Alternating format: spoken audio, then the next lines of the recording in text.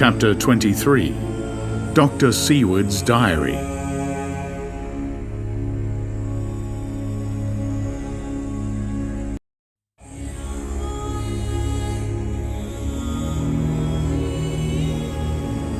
Chapter 23. Dr. Seward's Diary.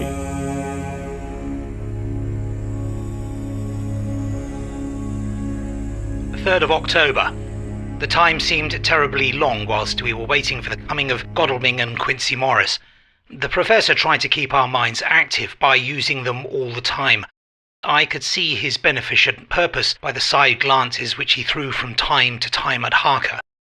The poor fellow is overwhelmed in a misery that is appalling to see. Last night he was a frank, happy-looking man with strong, youthful face full of energy and with dark brown hair.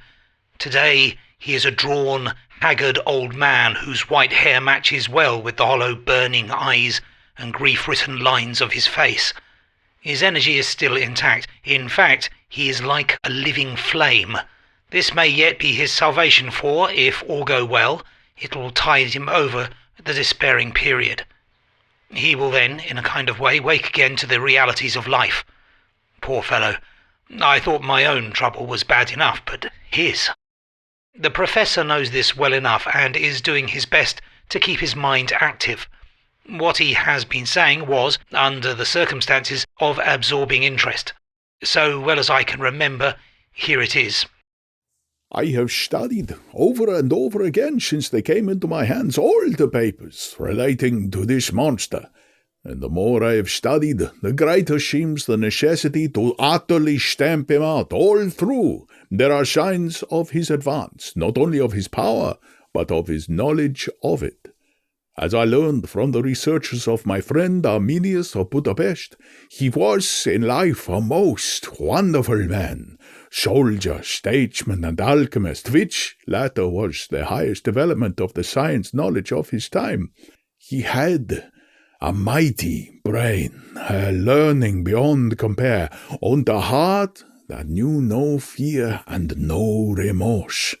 He dared even to attend the Scholomance, and there was no branch of knowledge of his time that he did not essay. In him the brain powers survived the physical death, though it would seem that memory was not all complete. In some faculties of mind he has been and is only a child, but he is growing, and in some things that were childish at the first are now of man's stature. He is experimenting, and doing it well. And if it had not been that we have crossed his path, he may be yet, if we fail, the father or furtherer of a new order of beings whose road must lead through death, not life. Harker groaned and said, And this is all the raid against my darling. But how is he experimenting? The knowledge may help us to defeat him. He has all along, since his coming, been trying his power, slowly but surely. That big child brain of his is working. Well, for us it is as yet a child brain, for had he dared at the first to attempt certain things, he would long ago have been beyond our power. However, he means to succeed, and a man who has centuries before him can afford to wait and to go slow. Festina lente may well be his motto. I fail to understand, said Harker wearily. Oh, do be more plain to me. Perhaps grief and trouble are dulling my brain. The Professor laid his hand tenderly on his shoulder as he spoke. My child, I will be plain. Do you not see how of late this monster has been creeping into knowledge experimentally? How he has been making use of the zoophagous patient to effect his entry into friend Yon's home? For your vampire, though in all afterwards he can come when and how he will, must at first make entry only when asked thereto by an inmate. But these are not his most important experiments. Do we not see how at the first all these so great boxes were moved by others? He knew not then, but that must be so. But all the time that so great child brain of his was growing, and he began to consider whether he might not himself move the box. So he began to help. And then when he found that this be all right, he tried to move them all alone, and so he progressed, and he scattered his graves of him, and none but he knows where they are hidden. He may have intent to bury them deep in the ground, so that only he use them in the night, or at such time as he can change his form. They do him equal well, and none may know these are his hiding place. But, my child, do not despair. This knowledge came to him just too late. Already all of his lairs but one be sterilized as for him, and before the sunset this shall be so. Then he have no place where he can move and hide. I delayed this morning that so we might be sure. Is there not more at stake for us than for him? Then why not be more careful than him? By my clock it is 1 hour, and already, if all be well, friend Arthur and Quincy are on their way to us. Today is our day, and we must go shore if slow, and lose no chance. See, there are 5 of us when those absent ones return. Whilst we were speaking, we were startled by a knock at the hall door, the double postman's knock of the telegraph boy. We all moved out to the hall with one impulse, and Van Helsing, holding up his hand to keep us silence, stepped to the door and opened it. The boy handed in a dispatch. The professor closed the door again, and after looking at the direction, opened it and read aloud. Look out for D. He has just now, 12:45, come from Fairfax hurriedly and hastened towards the south. He seems to be going the round and may want to see you. Mina. There was a pause, broken by Jonathan Harker's voice. Now, God be thanked, we shall soon meet. Van Helsing turned to him quickly and said, God will act in his own way and time. Do not fear, and do not rejoice as yet, for what we wish for at the moment may be our own undoings. I care for nothing now, he answered hotly, except to wipe out this brute from the face of creation. I would sell my soul to do it. Oh, hush, hush, my child, said Van Helsing. God does not purchase souls in this wise, and the devil, though he may purchase, does not keep faith. But God is merciful and just, and knows your pain and your devotion to that dear Madam Mina. Think you how her pain would be doubled, did she but hear your wild words? Do not fear any of us. We are all devoted to this course, and today shall see the end. The time is coming for action. Today this vampire is limited to the powers of man. Until sunset he may not change. It will take him time to arrive here. See, it is 20 minutes past 1, and there are yet some times before he can hither come, be he never so quick. What we must hope for is that my Lord Arthur and Quincy arrive first. About half an hour after we had received Mrs. Harker's telegram, there came a quiet, resolute knock at the hall door. It was just an ordinary knock, such as is given hourly by thousands of gentlemen, but it made the professor's heart and mind beat loudly. We looked at each other, and together moved out into the hall. We each held ready to use our various armaments, the spiritual in the left hand, the mortal in the right. Van Helsing pulled back the latch, and holding the door half open, stood back, having both hands ready for action. The gladness of our hearts must have shone upon our faces, when on the step, close to the door, we saw Lord Godalming and Quincy Morris. They came quickly in and closed the door behind them, the former saying as they moved along the hall, "It's all right. We found both places, 6 boxes in each, and we destroyed them all." Destroyed? asked the professor. For him.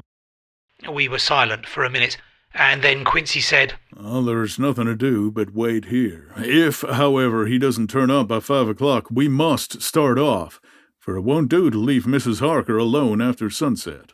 He will be here before long now, said Van Helsing, who had been consulting his pocketbook. Nota bene, in Madame's telegram he went south from Carfax. That means he went to cross the river, and he could only do so at slack of tide, which should be something before 1 o'clock. That he went south has a meaning for us. He is as yet only suspicious, and he went from Carfax first to the place where he would suspect interference least. You must have been at Bermondsey only a short time before him. That he is not here already shows that he went to Mile End next. This took him some time, for he would then have to be carried over the river in some way. Believe me, my friends, we shall not have long to wait now. We should have ready some plan of attack, so that we may throw away no chance. Hush! There is no time now. Have all your arms be ready. He held up a warning hand as he spoke, for we all could hear a key softly inserted in the lock of the hall door. I could not but admire, even at such a moment, the way in which a dominant spirit asserted itself. In all our hunting parties and adventures in different parts of the world, Quincy Morris had always been the one to arrange the plan of action, and Arthur and I had been accustomed to obey him implicitly. Now the old habit seemed to be renewed instinctively. With a swift glance around the room, he at once laid out our plan of attack, and without speaking a word, with a gesture, placed us each in position.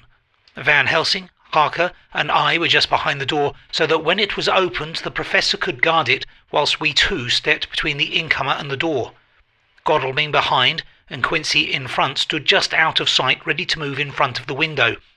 We waited in a suspense that made the seconds pass with nightmare slowness. The slow, careful steps came along the hall. The Count was evidently prepared for some surprise, at least he feared it. Suddenly, with a single bound, he leapt into the room, winning a way past us before any of us could raise a hand to stay him. There was something so panther-like in the movement, something so unhuman that it seemed to sober us all from the shock of his coming. The first to act was Harker, who, with a quick movement, threw himself before the door leading into the room in front of the house. As the Count saw us, a horrible sort of snarl passed over his face, showing the eye-teeth long and pointed. But the evil smile as quickly passed into a cold stare of lion-like disdain. His expression again changed, as, with a single impulse, we all advanced upon him. It was a pity that we had not some better organised plan of attack, for even at the moment I wondered what we were to do. I did not myself know whether our lethal weapons would avail us anything. Harker evidently meant to try the matter, for he had ready his great kukri knife and made a fierce and sudden cut at him. The blow was a powerful one. Only the diabolical quickness of the Count's leap back saved him. A second less, and the trenchant blade had shorn through his heart. As it was, the point just cut the cloth of his coat, making a wide gap whence a bundle of banknotes and a stream of gold fell out. The expression of the Count's face was so hellish that for a moment I feared for Harker, though I saw him throw the terrible knife aloft again for another stroke. Instinctively I moved forward with a protective impulse, holding the crucifix and wafer in my left hand. I felt a mighty power fly along my arm, and it was without surprise that I saw the monster cower back before a similar movement made spontaneously by each one of us. It would be impossible to describe the expression of hate and baffled malignity, of anger and hellish rage which came over the Count's face. His waxen hue became greenish-yellow by the contrast of his burning eyes, and the red scar on the forehead showed on the pallid skin like a palpitating wound. The next instant, with a sinuous dive, he swept under Harker's arm, ere his blow could fall, and grasping a handful of the money from the floor, dashed across the room, threw himself at the window. Amid the crash and glitter of the falling glass, he tumbled into the flagged area below. Through the sound of the shivering glass I could hear the ting of the gold as some of the sovereigns fell on the flagging. We ran over and saw him spring unhurt from the ground. He, rushing up the steps, crossed the flagged yard and pushed open the stable door. There he turned and spoke to us. You think to baffle me? You, with your pale faces all in a row like sheep in a butcher's. You shall be sorry yet, each one of you. You think you have left me without a place to rest, but I have more. My revenge is just begun. I spread it over centuries, and time is on my side.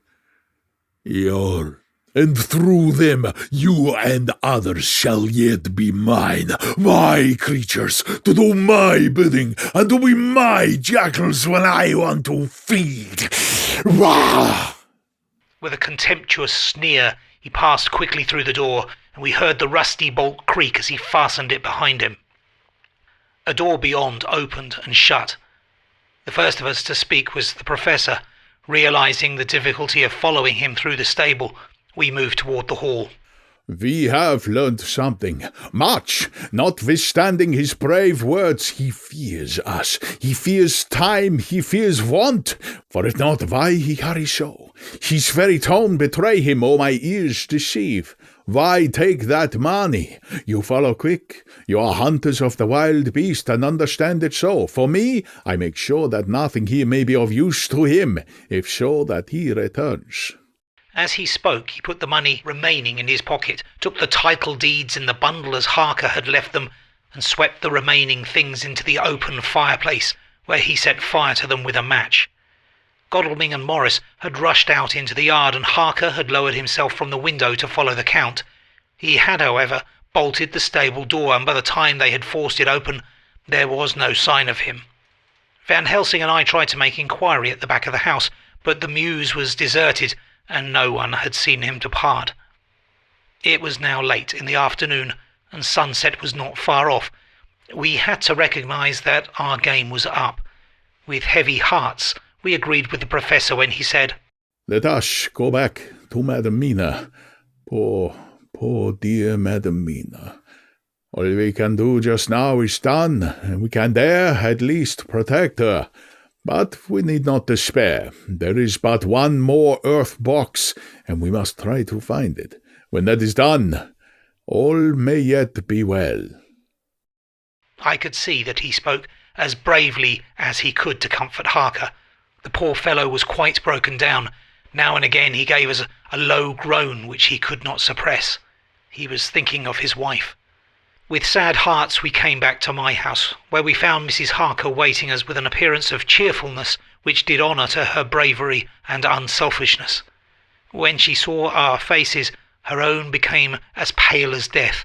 For a second or two her eyes were closed as if she were in secret prayer. And then she said cheerfully, I can never thank you all enough. Oh, my poor darling. As she spoke, she took her husband's grey head in her hands and kissed it. Lay your poor head here and rest it. All will yet be well, dear. God will protect us if he so will it in his good intent. The poor fellow groaned. There was no place for words in his sublime misery. We had a sort of perfunctory supper together, and I think it cheered us all up somewhat. It was perhaps the mere animal heat of food to hungry people, for none of us had eaten anything since breakfast, or the sense of companionship may have helped us. But anyhow, we were all less miserable, and saw the morrow as not altogether without hope. True to our promise, we told Mrs. Harker everything which had passed, and although she grew snowy white at times when danger had seemed to threaten her husband, and red at others when his devotion to her was manifested, she listened bravely and with calmness. When we came to the part where Harker had rushed at the Count so recklessly, she clung to her husband's arm and held it tight, as though her clinging could protect him from any harm that might come. She said nothing, however, till the narration was all done and matters had been brought up to the present time. Then, without letting go of her husband's hands, she stood up amongst us and spoke. Oh, that I could give any idea of the scene, of that sweet, sweet, good woman in all the radiant beauty of her youth and animation, with the red scar on her forehead of which she was conscious, and which we saw with grinding of our teeth, remembering whence and how it came. Her loving kindness against our grim hate, her tender faith against all our fears and doubting. And we, knowing that so far as symbols went, she, with all her goodness and purity and faith, was outcast from God. Jonathan, she said, and the words sounded like music on her lips. It was so full of love and tenderness. Jonathan, dear, you and all my true friends, I want you to bear something in mind through all this dreadful time. I know that you must fight, that you must destroy, even as you destroyed the false Lucy, so that the true Lucy might live hereafter. But it is not a work of hate. That poor soul who has wrought all this misery is the saddest case of all. Just think what will be his joy when he too is destroyed, in his worser part, that his better part may have spiritual immortality. You must be pitiful to him too, though it may not hold your hands from his destruction. As she spoke, I could see her husband's face darken and draw together as though the passion in him were shrivelling his being to its core. Instinctively, the clasp on his wife's hand grew closer till his knuckles looked white. She did not flinch from the pain, which I knew she must have suffered, but looked at him with eyes that were more appealing than ever. As she stopped speaking, he leapt to his feet, almost tearing his hand from hers as he spoke. May God give him into my hand just for long enough to destroy that earthly life of him which we are aiming at. If beyond it I could send his soul forever and ever to burning hell, I would do it. Oh, hush! Oh, hush in the name of the good God! Don't say such things, Jonathan, my husband, or you will crush me with fear and horror. Just think, my dear. I have been thinking all this long, long day of it, that perhaps, some day, I too may need such pity, and that some other like you, and with equal cause for anger, may deny it to me. Oh, my husband, indeed I would have spared you such a thought, had there been another way. But I pray that God may not have treasured your wild words, except as the heartbroken wail of a very loving and sorely stricken man. Oh, God! Let these poor white hairs go in evidence of what he has suffered, who all his life has done no wrong, and on whom so many sorrows have come. We men were all in tears now. There was no resisting them, and we wept openly. She wept too to see that her sweeter counsels had prevailed. Her husband flung himself on his knees beside her, and putting his arms round her, hid his face in the folds of her dress. Van Helsing beckoned to us, and we stole out of the room, leaving the two loving hearts alone with their God. Before they retired, the Professor fixed up the room against any coming of the vampire, and assured Mrs. Harker that she might rest in peace. She tried to school herself to the belief, and manifestly for her husband's sake tried to seem content. It was a brave struggle, and was, I think, and believe, not without its reward. Van Helsing had placed at hand a bell which either of them was to sound in case of any emergency. When they had retired, Quincy, Godalming and I arranged that we should sit up, dividing the night between us, and watch over the safety of the poor stricken lady. The first watch falls to Quincy, so the rest of us shall be off to bed as soon as we can. Godalming has already turned in, for his is the second watch. Now that my work is done, I, too, shall go to bed. Jonathan Harker's Journal. 3rd, 4th October, close to midnight. I thought yesterday would never end. There was over me yearnings for sleep, in some sort of blind belief that to wake would be to find things changed, and that any changed must now be for the better. Before we parted, we discussed what our next step was to be, but we could arrive at no result. All we knew was that one earth box remained, and that the Count alone knew where it was. If he chooses to lie hidden, he may baffle us for years, and in the meantime... the thought is too horrible. I dare not think of it even now. This I know, that if ever there was a woman who was all perfection, that one is my poor wronged darling. I love her 1,000 times more for her sweet pity of last night, a pity that made my own hate of the monster seem despicable. Surely God will not permit the world to be the poorer by the loss of such a creature. This is hope to me. We are all drifting reefwards now, and faith is our only anchor. Thank God, Mina is sleeping, and sleeping without dreams. I fear what her dreams might be like, with such terrible memories to ground them in. She has not been so calm within my seeing since the sunset. Then, for a while, there came over her face a repose which was like spring after the blasts of March. I thought at the time that it was the softness of the red sunset on her face, but somehow now I think it has a deeper meaning. I am not sleepy myself, though I am weary to death. However, I must try to sleep, for there is tomorrow to think of, and there is no rest for me until... Later. I must have fallen asleep, for I was awakened by Mina, who was sitting up in bed with a startled look on her face. I could see easily, for we did not leave the room in darkness. She had placed a warning hand over my mouth, and now she whispered in my ear. Hush! There is someone in the corridor.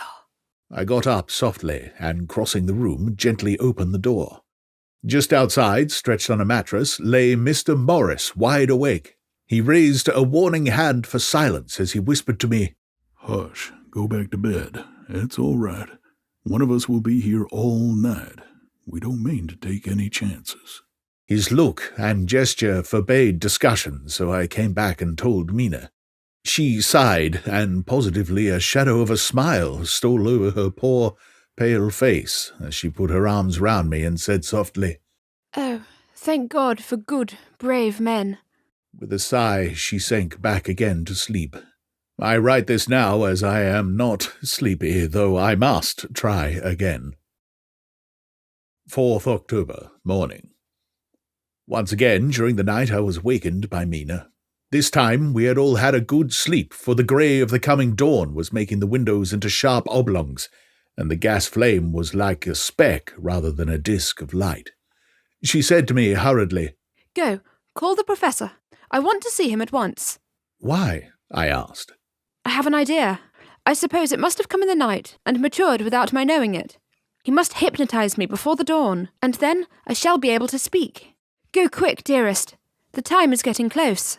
I went to the door. Dr. Seward was resting on the mattress, and seeing me, he sprang to his feet. Is anything wrong? He asked in alarm.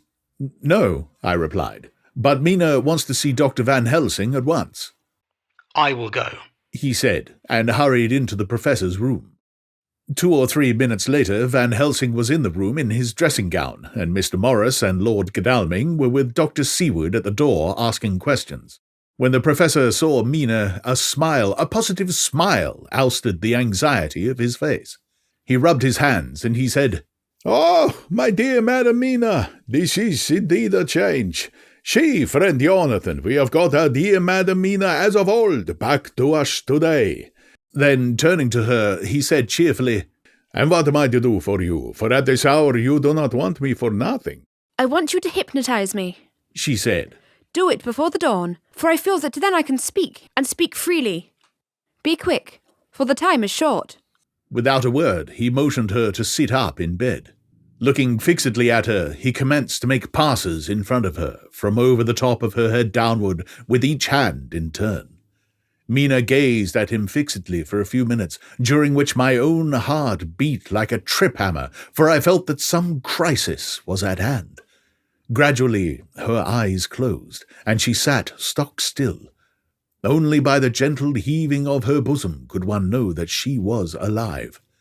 The professor made a few more passes and then stopped, and I could see that his forehead was covered with great beads of perspiration. Mina opened her eyes, but she did not seem the same woman. There was a faraway look in her eyes, and her voice had a sad dreaminess which was new to me. Raising his hand to impose silence, the professor motioned to me to bring the others in.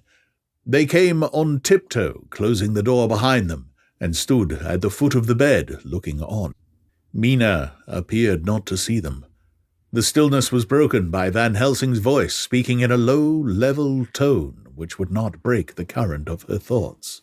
Where are you? The answer came in a neutral way. I do not know. Sleep has no place it can call its own. For several minutes there was silence. Mina sat rigid, and the professor stood staring at her fixedly. The rest of us hardly dared to breathe. The room was growing lighter. Without taking his eyes from Mina's face, Dr. Van Helsing motioned me to pull up the blind. I did so, and the day seemed just upon us. A red streak shot up, and a rosy light seemed to diffuse itself through the room. On the instant, the professor spoke again. Where are you now? The answer came dreamily, but with intention. It were as though she were interpreting something. I have heard her use the same tone when reading her shorthand notes. I do not know. It is all strange to me.